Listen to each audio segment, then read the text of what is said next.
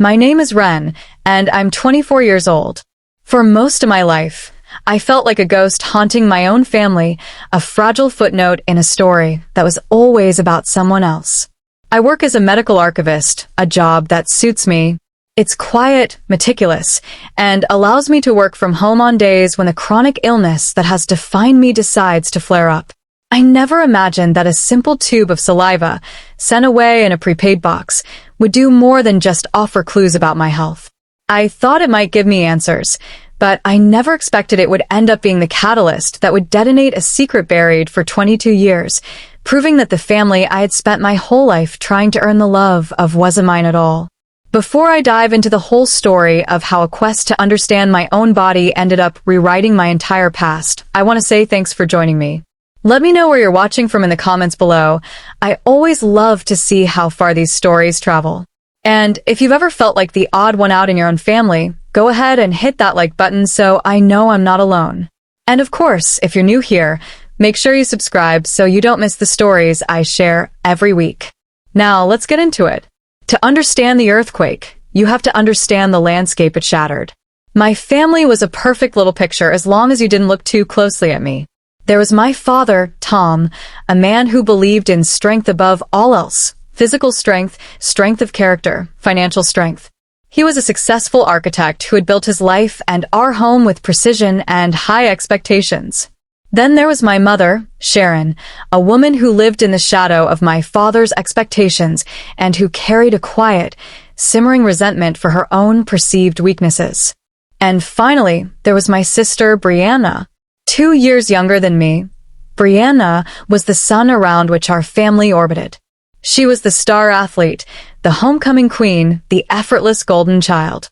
She had our father's competitive drive and our mother's easy grace. She was, in a word, perfect. And then there was me, Ren, the sickly one, the quiet one, the constant, wearying disappointment. From my earliest memories, I was the problem to be managed. While Brianna was scaling jungle gyms and scoring goals, I was the one on the sidelines with a book, or at home with a fever, or in a doctor's office getting prodded and poked. I was diagnosed with a non-specific autoimmune disorder when I was 8. It was a nebulous constellation of symptoms: chronic fatigue that felt like walking through wet cement, joint pain that could flare up without warning, brain fog that made concentrating feel like a monumental task. It wasn't life-threatening, but it was life-altering. And in my family, it was my defining feature. The narrative was set early and repeated often, a mantra of blame disguised as explanation. "It's from my side of the family," my mother would say with a sigh that carried the weight of 1,000 apologies. My grandmother was always frail. My father would just nod, his jaw tight, as if my very existence was a testament to a genetic flaw he had been unlucky enough to marry into. The phrase "mom's bad genes" became a household staple, a casual shorthand for every time I couldn't keep up, every time I had to cancel plans, every time my body betrayed me. It was never said with overt cruelty, which somehow made it worse. It was stated as a fact, a biological certainty that absolved them of any need for deeper compassion. I remember one summer afternoon when I was about 10. My dad had decided we were all going on a character-building hike up a notoriously steep local trail.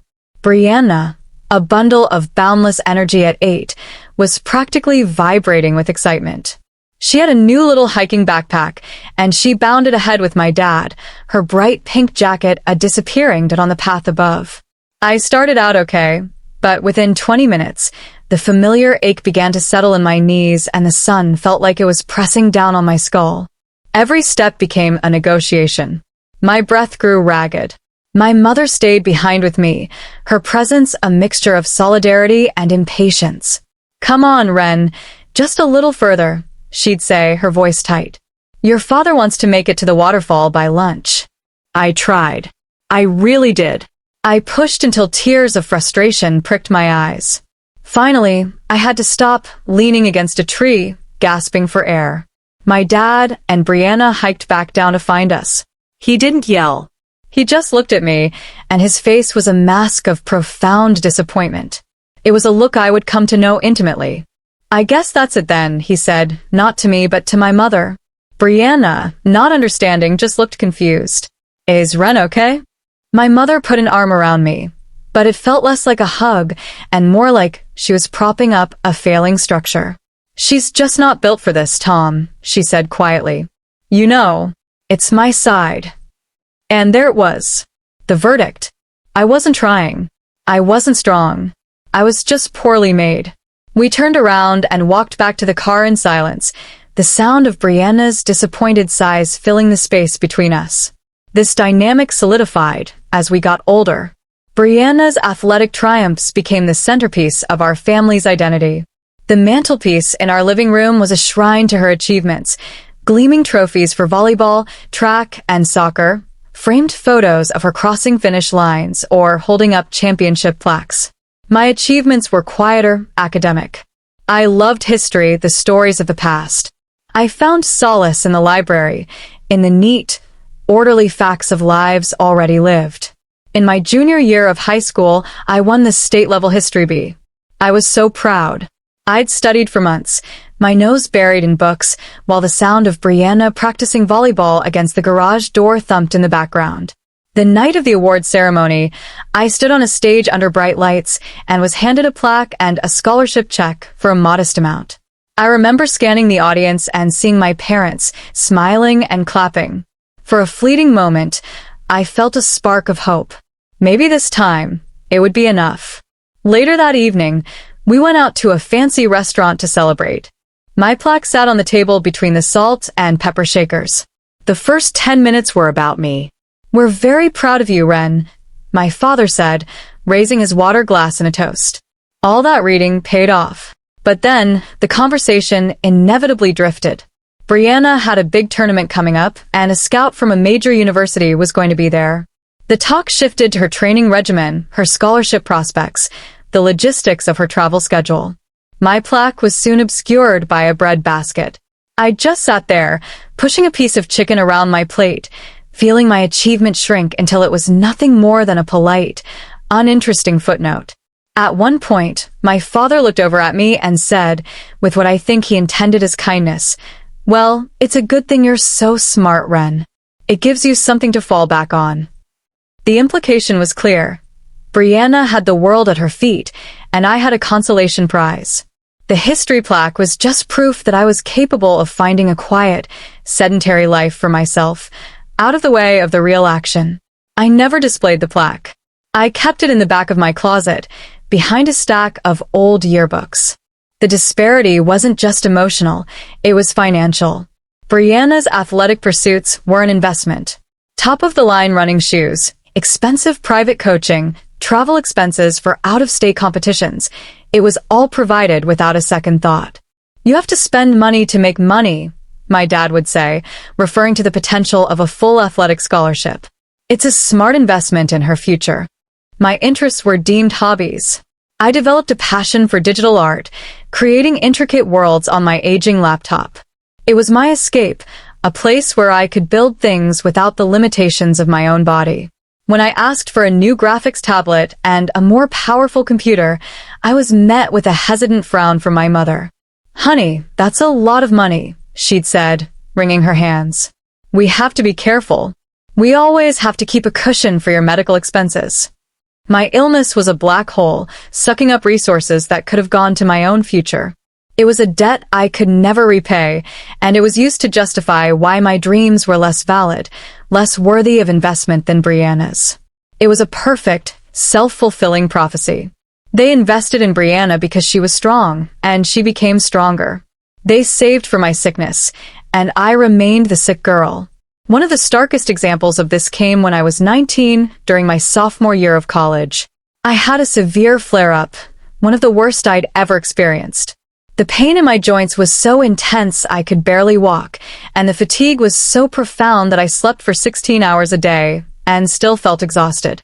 My roommate, bless her heart, finally called an ambulance when she found me on the floor, unable to get up. I spent 4 days in the hospital. My parents drove the 2 hours to see me. My father stood awkwardly by the door of my room, his hands in his pockets, looking at the beeping machines with an expression of deep inconvenience. "So, what are they saying?" he asked, as if I were a car in a mechanic shop. My mother sat by the bed, her face etched with a familiar, weary sorrow. She held my hand, but her touch was limp. I remember her sighing, a deep, shuddering sound that seemed to come from the very core of her. "Oh, Ren," she whispered, "I'm so sorry you inherited this from me." It wasn't an expression of sympathy for my pain. It was an apology for my very makeup, for the faulty blueprint she believed she had passed down. It was her guilt, her burden, and I was the living embodiment of it. Brianna visited once. She came in, still in her university volleyball shorts, her cheeks flushed from practice. She brought me a gossip magazine and a bottle of sports drink. "Hey," she said, perching on the edge of a chair, looking deeply uncomfortable. "This sucks. I'm sorry." She stayed for 10 minutes, mostly talking about a big game she had to miss because of a minor scheduling conflict with visiting hours. "Coach is going to kill me," she lamented, checking her phone. I knew she didn't mean to be cruel. In her world, a missed practice was a genuine crisis. My crisis was just the background noise of my life, the status quo. When she left, I felt a wave of loneliness, so profound it was almost as painful as the inflammation in my joints. I was a problem to be solved, a burden to be managed, a disappointment to be tolerated. And the worst part was, after a lifetime of hearing it, I believed it too. I believed I was broken, that I was a drain on my family, and that it was all because of my mother's bad genes. The breaking point came, as it so often does, not with a bang, but with a quiet, devastating conversation over a mediocre pot roast. I was 24, living in my own small apartment, and had come over for our obligatory Sunday dinner. I'd recently started seeing a new rheumatologist, a brilliant and compassionate woman who was at the forefront of genetic research into autoimmune disorders. She was the first doctor who looked at me not as a collection of symptoms, but as a whole person. She was the one who suggested the comprehensive genetic sequencing. "It's not a magic bullet, Ren," Dr. Evans had told me, her eyes kind. "But it can give us a roadmap. It can help us identify specific inflammatory markers, and that could open the door to more targeted therapies. Knowledge is power." For the first time in years, I felt a flicker of genuine hope. That Sunday, the air in the dining room was thick with my parents' pride. Brianna, having recently graduated, had just been accepted into a highly competitive doctoral program for physical therapy. Can you believe it? Our little girl, a doctor. My father boomed, raising his glass. "Of course, we're going to help her out with the tuition. It's the least we can do. An investment in her future." My mother was beaming, her eyes shining with unshed tears of joy. "She's worked so hard," she said, reaching over to squeeze Brianna's hand. I was happy for my sister, I truly was. But the familiar ache of invisibility began to creep in. I waited for a lull in the conversation, my heart thumping nervously. "That's amazing, Brianna," I said, my voice sounding small. "Actually, speaking of medical stuff, my new specialist recommended something for me, too." I explained about the genetic sequencing, about the possibility of targeted treatments, about the hope Dr. Evans had given me. I tried to sound practical and optimistic. When I finished, the silence was heavy. My father took a slow sip of his wine, his brow furrowed. "Another test?" he said, his voice flat. "Ren, how much is this one going to cost? It feels like we're just throwing money at a problem that has no solution." "It's not about a solution, Dad," I tried to explain. "It's about management. It's about a better quality of life." "And what's the point?" he pressed on, his voice rising. "We already know what it is. We've known for years. It's your mother's side of the family. It's just bad luck of the draw." He said it so casually, so dismissively, as if discussing the weather. I looked at my mother. Her face had gone pale, her smile frozen. "Tom, don't," she whispered, a plea in her voice. "Don't say it like that." "Why not?" "It's the truth, isn't it, Sharon?" He shot back, not cruelly, but with a brutal, unthinking honesty. "We live with it every day." And in that moment, something inside me snapped. It wasn't a loud, shattering break, but a quiet, cold, definitive fracture. For my entire life, I had been the living, breathing evidence of my mother's genetic failure. My pain was her shame. My weakness was her fault. And my father saw me as a bad investment, a sunk cost. All the years of feeling less than, of accepting their narrative, of apologizing for my own existence, coalesced into a single point of cold, hard clarity. This wasn't about them anymore. This was about me. I looked at my father, my mother, my perfect sister who was now looking down at her plate, and I felt a strange and terrifying calm. I would get the test. I would pay for it myself with the money I had painstakingly saved from my quiet, unassuming job. I would get an answer, a real, scientific, undeniable answer. I didn't know what I was looking for, exactly. Maybe just proof. Proof that I was more than just a collection of my mother's faulty genes. Proof that I had a story that was my own. Ordering the kit was an act of quiet rebellion. I didn't choose one of the popular, mainstream ancestry kits. I went with a clinical-grade sequencing service that Dr. Evans had recommended. It was expensive, nearly $2,000, which represented a significant chunk of my savings.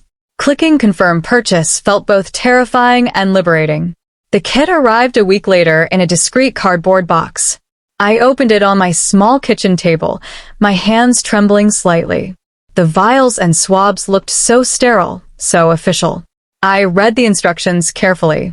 My own saliva sample was simple enough. But then I got to the fine print. For the most accurate analysis of hereditary conditions and familial genetic markers, it is highly recommended to provide samples from both biological parents. A sibling sample can also be useful for comparative analysis. My heart sank. I would have to ask them. I would have to face that wall of skepticism and weary resignation all over again. For 2 days, the kit sat on my counter, mocking me. How could I possibly ask them to participate in a test that they had already dismissed as a pointless waste of money? How could I face their pity and their sighs? But the need for an answer, for something concrete to hold on to, was stronger than my fear. I rehearsed my speech in the mirror, stripping it of all emotion, making it sound as clinical and impersonal as possible. I decided to approach them separately. I went to my parents' house on a weekday afternoon when I knew my father would be at work. My mother was in the garden, tending her roses. She looked up, surprised to see me. "Ren, what a nice surprise." "Hi, Mom," I said, my voice steadier than I felt. "I need to ask you for a favor. It's for the genetic test." Her face fell immediately. "Oh, honey, are you sure about this?" "I'm sure," I said firmly. "The thing is, the lab needs samples from you and Dad to get an accurate reading. It's part of the process. It helps them isolate my specific markers from the ones I inherited."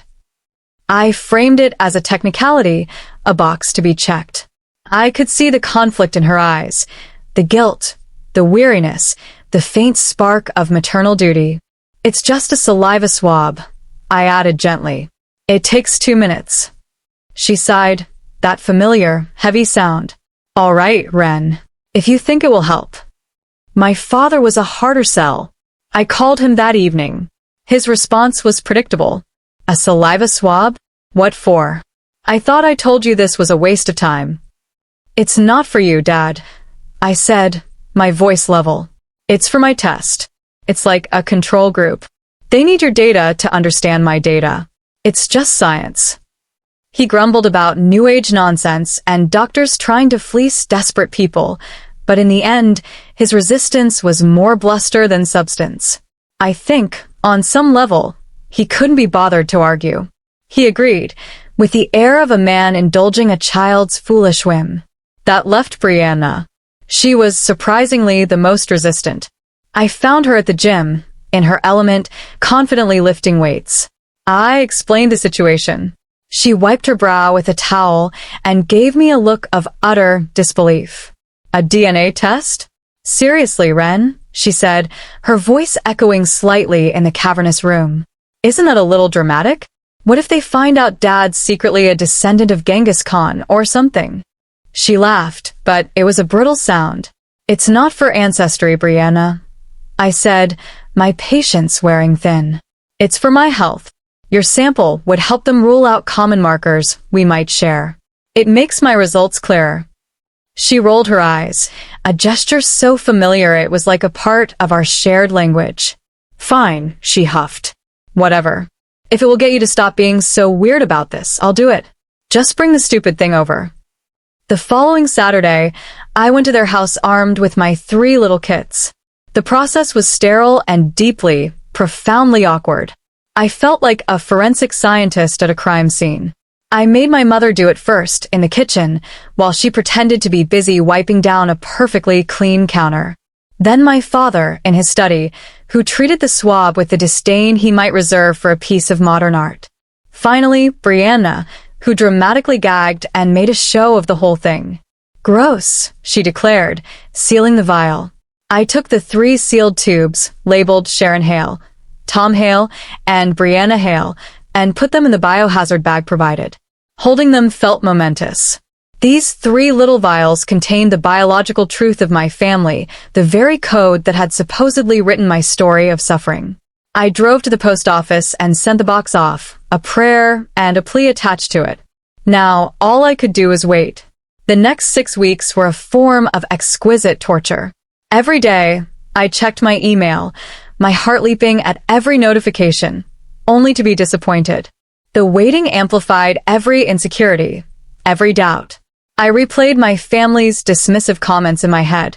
What if my father was right? What if I spent all this money just to be told, in fancy scientific language, that I was a lost cause? What if they found nothing at all, and I was left with just my pain and the confirmation that it was all in my head, a psychosomatic manifestation of my own weakness? During this limbo, my family continued on as normal, which only highlighted my own suspended animation. One evening, my mother called, her voice bright and cheerful. You'll never guess who I ran into. Carol End from down the street. She was asking about you girls. She just gushed about Brianna's doctoral program, went on and on about how proud we must be. It was so lovely. There was a pause. And she asked about you too, of course, my mother added, her voice dropping slightly. She asked how you were keeping. I told her you were doing all right. Doing all right. Keeping. The words were so small, so full of pity. I was the topic to be navigated delicately, the awkward postscript to Brianna's shining success. I hung up the phone and felt a familiar wave of despair wash over me. I was so desperate for an answer, for something that would make them see me differently. Or maybe just for something that would make me see myself differently. I started to have nightmares, strange, vivid dreams where I was reading a book written in a language I couldn't understand, the words shifting and melting on the page just as I was about to decipher them. I was looking for a key, a Rosetta Stone to my own body, and I was terrified that it didn't exist. Then one Tuesday morning the email arrived. But it wasn't the automated notification from the lab's portal that I had been expecting.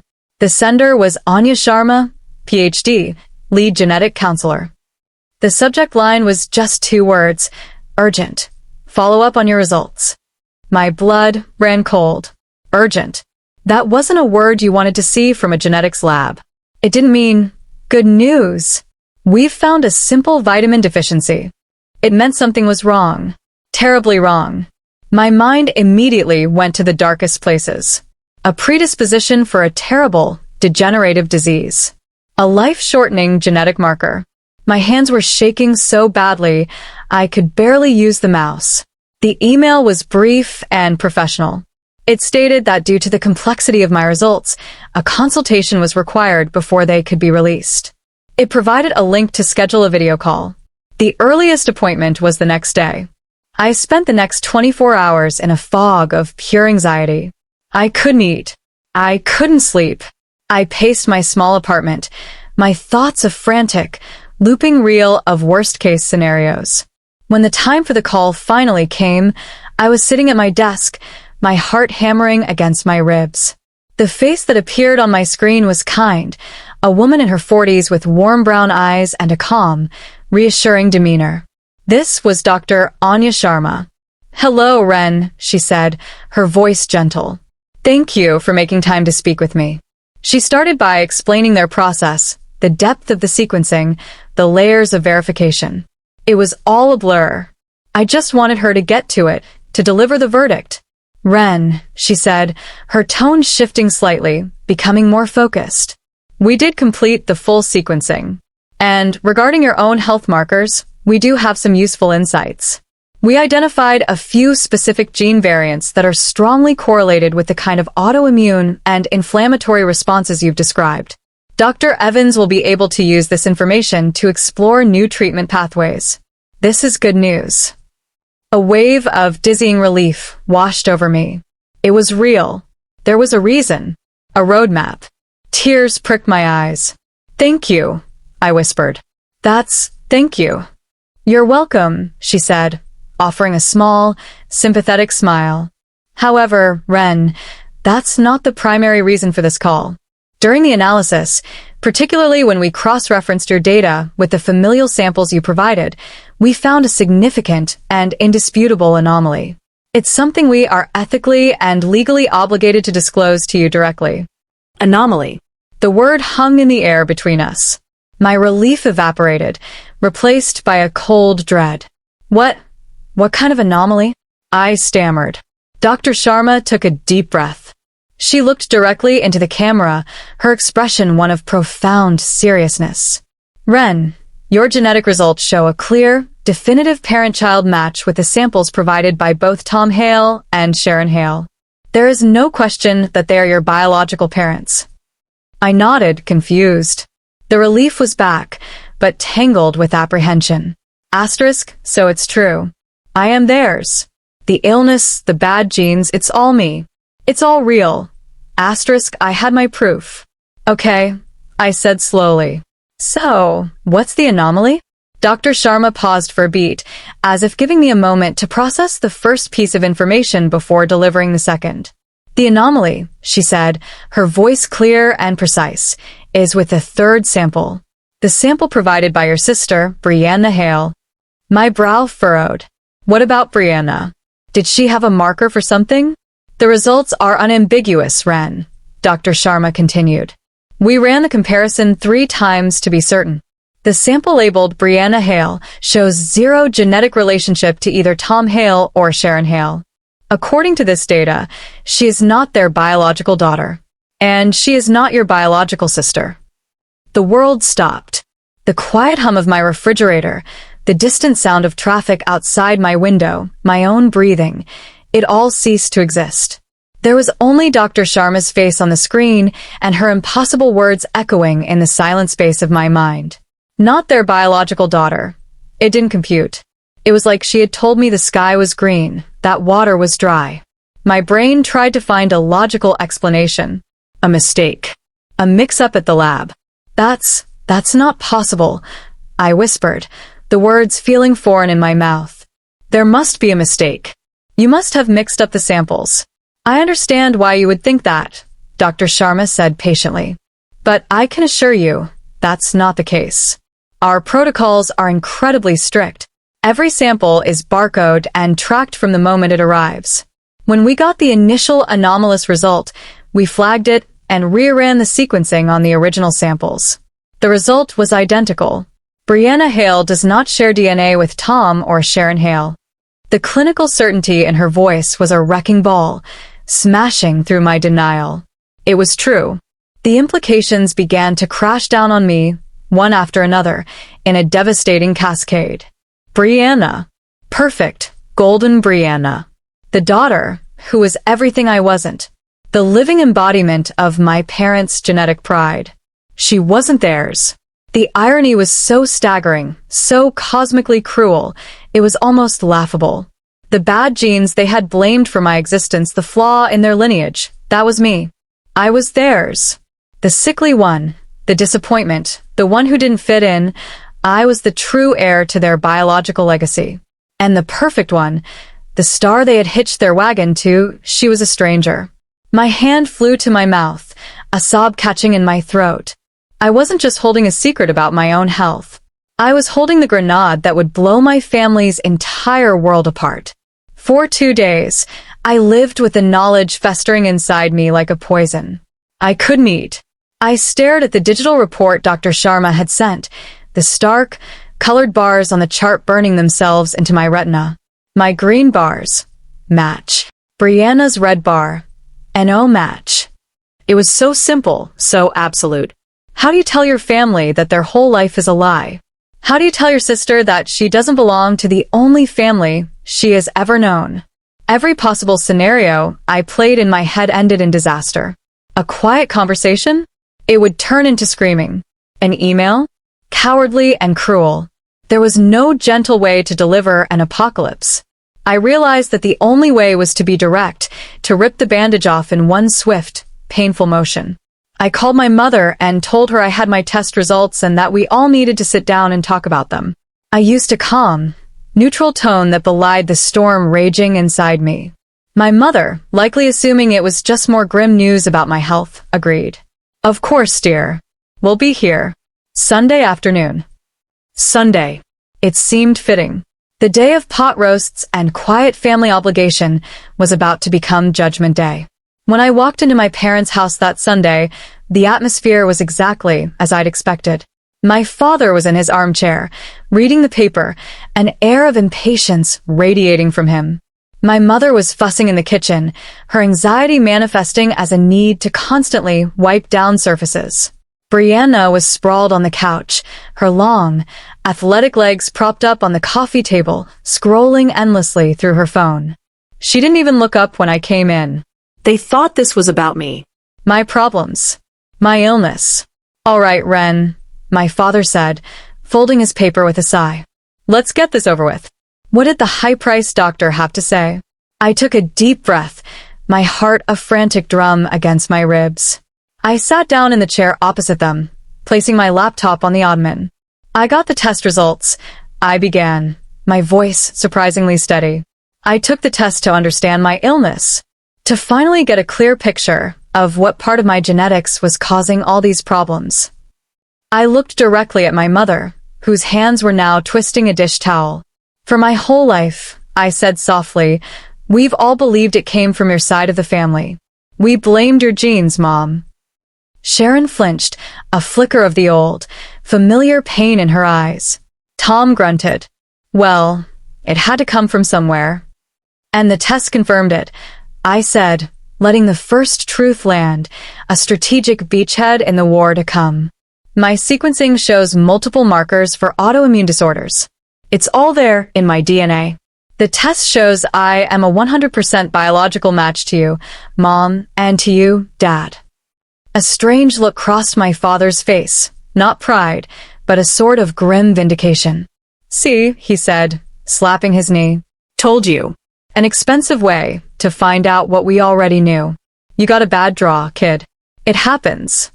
My mother just looked relieved, as if a weight had been lifted.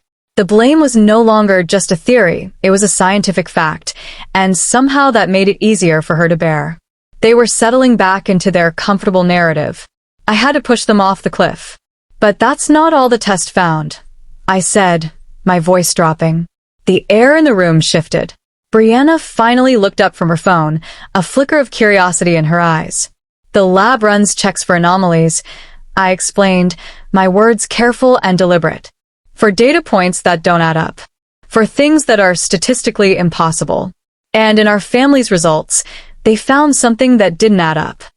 I turned my gaze from my parents and fixed it on my sister. Brianna, I said, her name feeling heavy on my tongue. The test shows that you are genetically related to Mom and Dad. Silence. A silence so total and profound that I could hear the frantic beating of my own heart. It was a vacuum, sucking all the air and warmth out of the room. It stretched for an eternity. Then, my father broke it with a short, sharp bark of a laugh. It was a sound of pure disbelief. What is this, some kind of sick joke? He demanded, his eyes flashing with anger. Did you pay extra for a prank, Ren? Because it's not funny. My mother looked from me to Brianna, her face a mask of pale confusion. Ren, that's a horrible, horrible thing to say. Why would you make something like that up? But Brianna didn't speak. She just stared at me, her face completely drained of color. The confidence, the easy arrogance that she always wore like a second skin, had vanished. She looked young and terrified. What are you talking about? She finally whispered, her voice a reedy thread. Without a word, I turned my laptop around and clicked open the file. There it was, displayed in stark black and white and red and green. The report from the lab. The familial comparison chart. I pointed to the screen. There, I said. That's my result. A match to both parents. And that's yours, Brianna. Their eyes followed my finger to the single, glaring red bar next to her name. Parental match, negative. Tom snatched the laptop, his hands trembling with rage. He stared at the screen, his face turning a blotchy, mottled red. He kept looking from the report to Brianna, then to Sharon, then back to the screen, as if his sheer force of will could change the words displayed there. It's a mistake, Brianna whispered, her voice shaking. It has to be a mistake. A lab mix-up. It's not, I said, my voice devoid of emotion. I spoke to the head geneticist. They ran the test 3 times because they knew what it meant. The results are a statistical certainty. The denial shattered and chaos erupted. My father slammed the laptop shut and surged to his feet, his face contorted with fury. You did this, he roared, pointing a finger at me. You faked this. You've always been jealous of her, and you cooked up this disgusting lie to hurt her. To hurt us. Sharon collapsed into sobs, not loud, wailing cries, but the low, desperate, hiccuping sounds of a world completely breaking apart. She was rocking back and forth, whispering, "No, no, no." But in the midst of the storm, Brianna became eerily still. The fight went out of her. Her entire life, her entire identity had been built on a foundation of effortless biological superiority. She was the star athlete because of Dad's genes. She was the beautiful one, the graceful one. She belonged. And now, all of it was gone, wiped out by a single red bar on a computer screen. She looked at my parents, not as her mother and father, but as strangers. She looked at her own hands, her own body, as if she'd never seen them before. The perfect daughter had just discovered she was a ghost in her own life, just like me. The only difference was, my family was real, and hers was a phantom. The days that followed were a waking nightmare. Our house, which had always felt more like a showroom than a home, now felt like a tomb. The silence was thick and suffocating, punctuated by the sounds of my mother's weeping or my father's angry muttering. He refused to speak to me, looking through me as if I didn't exist. When he looked at Brianna, his expression was a confused, painful mix of love and betrayal. He was grieving a daughter he still had and staring at a stranger he had raised. Sharon was a ghost. She drifted from room to room, her eyes vacant and red-rimmed. She would start to say something to Brianna, then stop, her hand fluttering to her mouth as if she'd forgotten the words. The entire architecture of their love for Brianna had been built on the foundation of biology, of shared blood. Without it, they were lost. They didn't know how to love her. Brianna locked herself in her room. The vibrant, confident girl was gone, replaced by a recluse. I would hear her pacing at night, the soft thud of her footsteps a restless metronome counting out the seconds of her shattered reality. I was the pariah, the bringer of this plague. I would come into the kitchen and conversations would cease. I was an unwelcome reminder of the truth they couldn't face. But the strangest thing was the way my mother now looked at me. The blame was gone, yes, but it wasn't replaced with warmth. It was replaced with a kind of horrified awe. I was her biological daughter. My illness, my weakness, was undeniably hers. She could no longer pawn it off as some unfortunate inheritance from a distant relative. It was her. It was us. And she didn't know what to do with that. The guilt she had carried was now confirmed, but it was poisoned by the much greater horror of having raised a stranger and, somewhere out there, having lost a child. After a week of this unbearable stasis, there was a soft knock on my bedroom door. It was Brianna. Her eyes were puffy and red, but her jaw was set with a new, brittle determination. The arrogance was gone, replaced by a raw, desperate fear. "We have to find out," she said, her voice raspy. "I have to know who I am. And you have to find out who she is." She, the other one. My parents' biological daughter. My real sister. It was the first time either of us had acknowledged her existence out loud. For the first time in our lives, Brianna and I were a team. We weren't sisters by blood, but we were now bound by this catastrophic secret. We pooled our money, my savings and the money Brianna had been putting away for a car. We hired a private investigator, a retired cop with a kind face and a no-nonsense attitude named Frank. He specialized in these kinds of cases. Frank started with the hospital. Brianna had been born in a small community hospital that had since been absorbed by a larger medical network. Records were old, stored on microfiche, but Frank was persistent. He focused on the 24-hour period surrounding Brianna's birth. He was looking for another female baby, born around the same time, to a family whose last name might suggest an administrative mix-up. Hale. After 3 weeks of painstaking work, he found them. A family named Connolly. Mark and Sarah Connolly. They had a daughter, Claire, born on the same day, in the same ward, delivered by the same overworked doctor who had delivered Brianna. The two families' names, Hale and Connolly, were different enough to avoid an obvious error, but in the chaos of a busy maternity ward, anything was possible. Frank found a current address for the Connollys. They lived 3 towns over. They had lived there for 22 years. He made the initial, delicate call, explaining he was an investigator working on a confidential family matter related to a birth at St. Jude's Hospital on September 12, 22 years ago. The Connollys, intrigued and confused, agreed to a meeting. The truth was coming, whether any of us were ready for it or not. The meeting was arranged at a neutral location, a private room in a quiet restaurant halfway between our towns. It was the most excruciatingly awkward and emotionally charged event of my life. My parents, Tom and Sharon, sat on one side of the table, rigid and pale. Brianna sat beside them, twisting a napkin in her lap. I sat slightly apart, the designated narrator of this tragedy. Then the Connollys arrived. Mark and Sarah Connolly were warm. You could feel it the moment they walked in. They had kind eyes and gentle smiles, though their faces were etched with worry. And with them was their daughter, Claire. The moment I saw her, I knew. It was like looking at a photograph of my father from 20 years ago, but with my mother's smile. She had the same athletic build as my dad, the same confident posture. She had Sharon's bright blue eyes and the same wave in her hair. The resemblance was so powerful, so undeniable, that a collective gasp went through our side of the table. My father stared at Claire, his mouth slightly agape. All the strength and bluster seemed to drain out of him, leaving him looking old and frail. My mother's hand flew to her chest, a silent, wounded gesture. This was her daughter, the child she had lost. The Connollys, in turn, were looking at Brianna.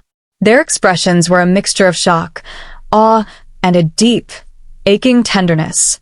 Sarah Connolly's eyes filled with tears as she looked at the beautiful, lost girl who was, against all logic, her child.